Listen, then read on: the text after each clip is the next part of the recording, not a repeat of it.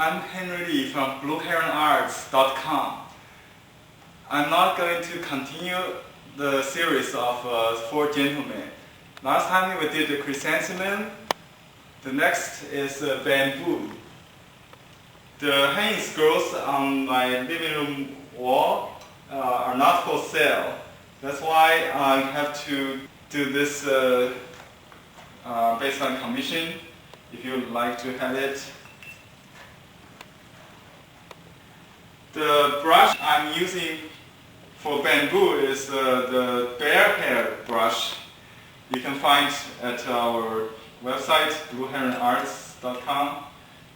It's a stiff brush with a very good spring, so it will help you to produce nice bamboo stem, stalk, and leaves. So I use a little powder, glue powder, to mix with water and a little bit ink to get the light ink.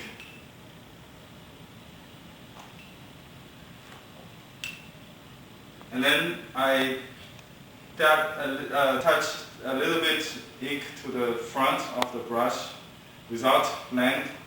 So I'm ready for the bamboo stalk. In this composition, the rock is the base of predominantly fourth element in the composition. So I have to start with the rock.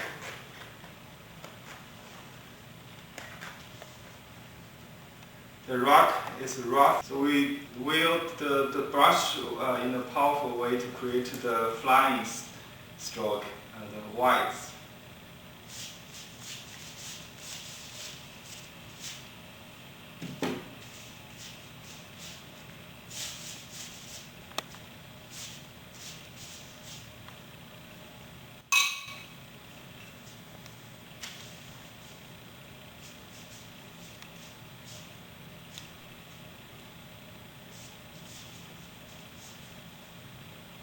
And then you use a little darker ink to dot the moss dots. You can also add more texture using the different shade of ink. It's called breaking ink technique. So when you try to modify the first round of strokes, you use different ink.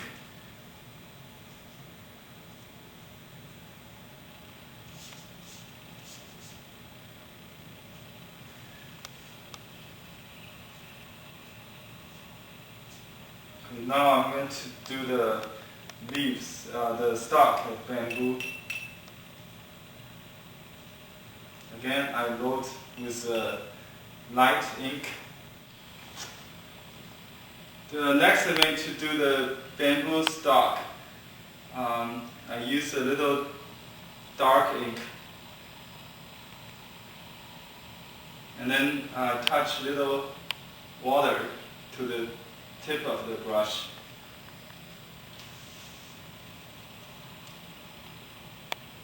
I have to decide if the bamboo is behind the rock or in front. So I can do one in front and one behind. So the first one is in front of the rock, so it goes this way. The upward stroke is more difficult than downward, but in bamboo, most artists do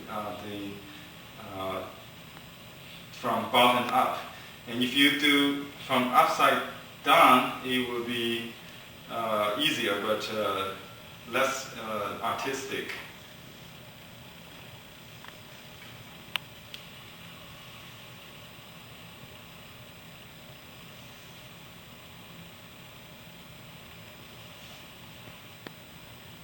The branches you can draw from outside in or upside down, the opposite of the direction of, like the main stroke. You can alternate, if you will. You can do the leaves before the branches if you like. So I'm going to do some leaves.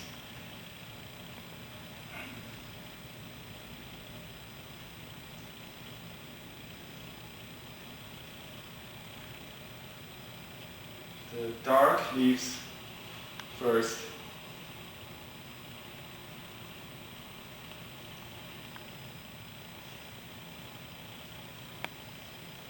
The bamboo leaves can be or downward or upward. You have to choose one. In this painting, I use upward. It's more powerful that way.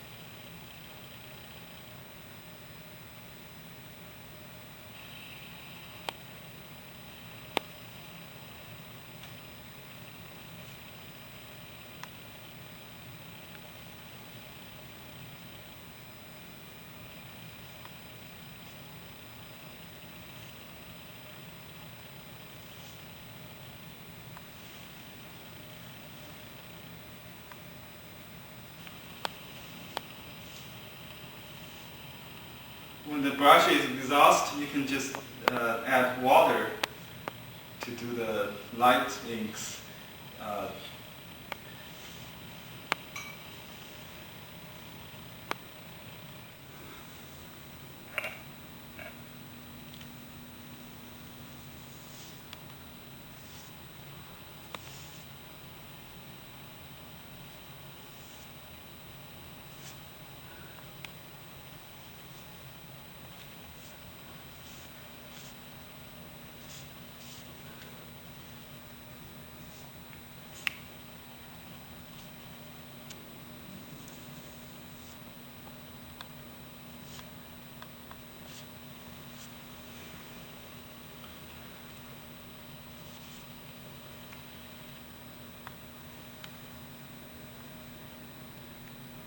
The light ink represents the leaves behind and the darker leaf in front.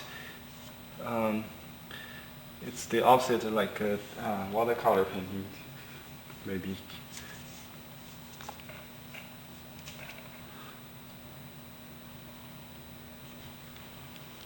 Let me move the paper a little bit.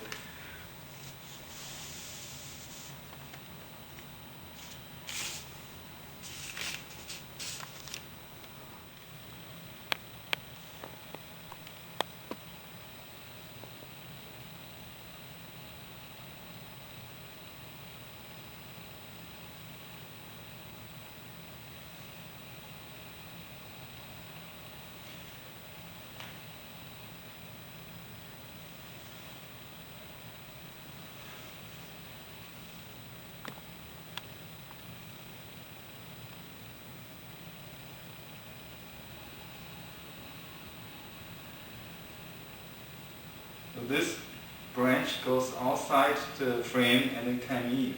That's the idea. It's just the paintings outside the frame.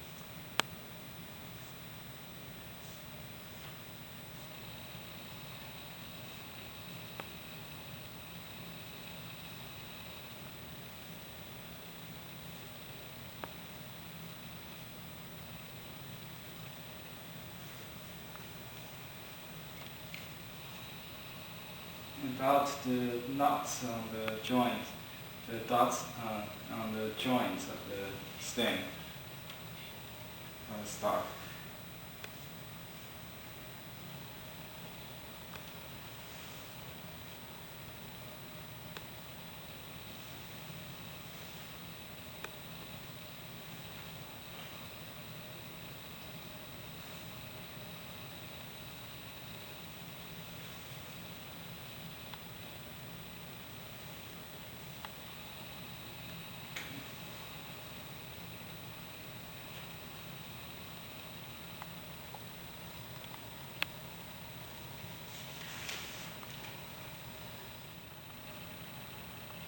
The whole idea of the composition is to create a contrast between density and sparsity. So I need to enhance this part to make it more dense. Contrast with the sparsity on the top and the other parts.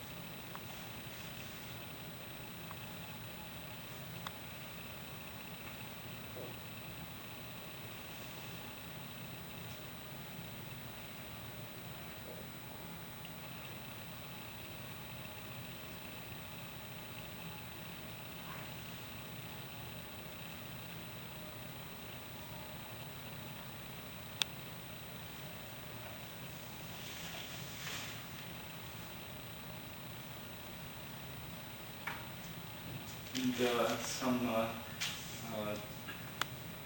branches, dolphin.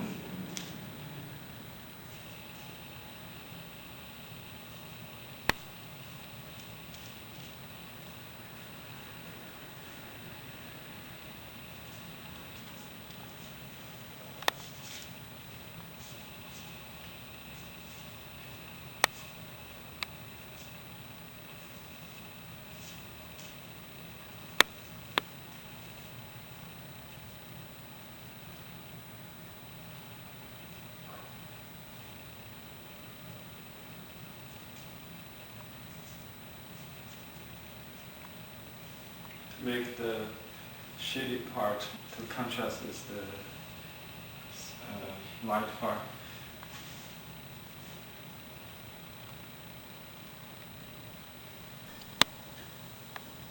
Okay, this rock could be a little heavier.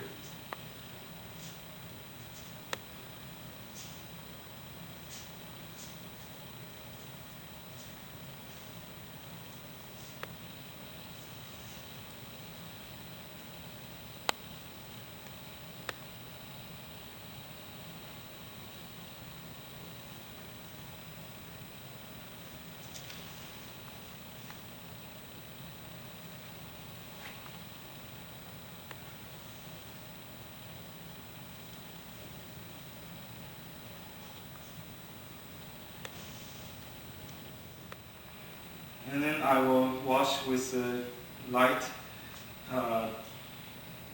very light ink, just to complete the mess of the rock.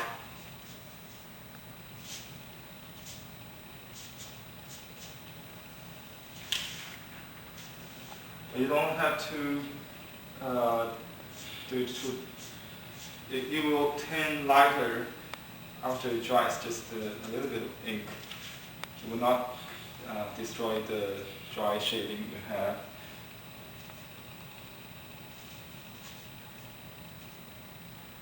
Just exhaust the brush. I'm now preparing dark ink for the inscription and signature. Someone asked in the last episode that why I use brown ink instead of bottled ink. the answer is that because the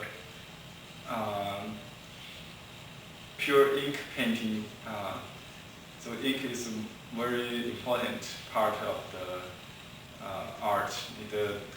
Ink is considered 5 colors. So grind ink has more shades and depths than the bottled ink. And you can see I like the little particles. Actually, I used it from the last time. So the overnight ink has more particles. So the ink is like a paste on the ink stone. It's very thick. But you can enhance your bottle ink with ink stick. So you get both the convenience of bottled ink and the texture or body of the grind ink. Now the painting itself is complete, but as you may notice, there's still some missing parts. The integral part of the Chinese painting composition, including the calligraphy, inscription, and the seals. So you can see you can write in the empty part. If you wrote here, you would block the flow of the energy. So we should be very careful. If you write only your signature, you might write hidden in the rock near the bottom. But if you write a poem, a line from a poem, you might have to choose very carefully. So for this composition, as you may see on the wall, I choose this corner and write down to help to hold the qi, the flow of energy even more upward and to sustain the structural tendency. So I'm going to write the inscription on this corner and down.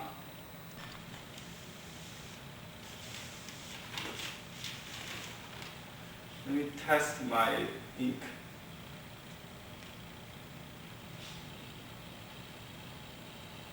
Okay, you can see I use the same brush for calligraphy as a painting.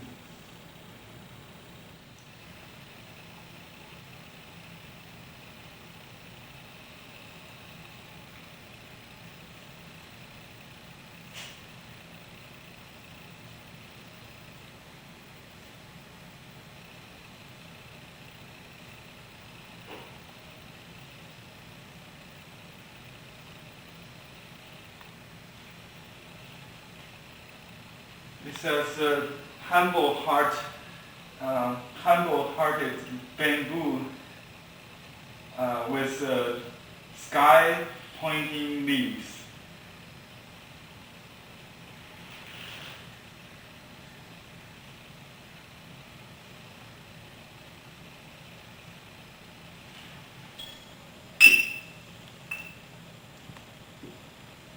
My name chalk.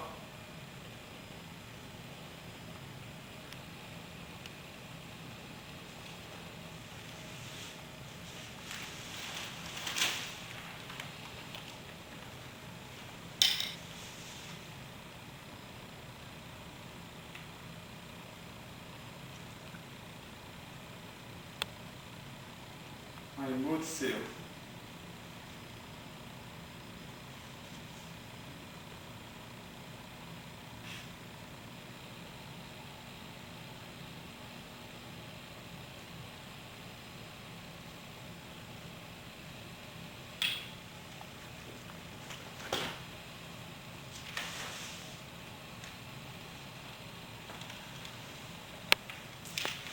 Okay.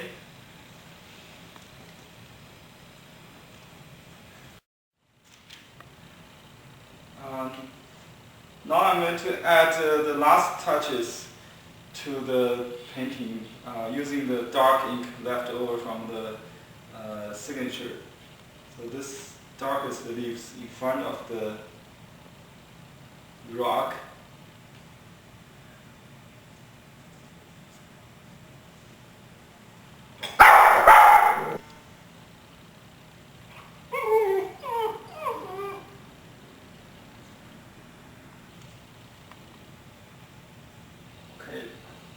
That's it. Don't overdo it.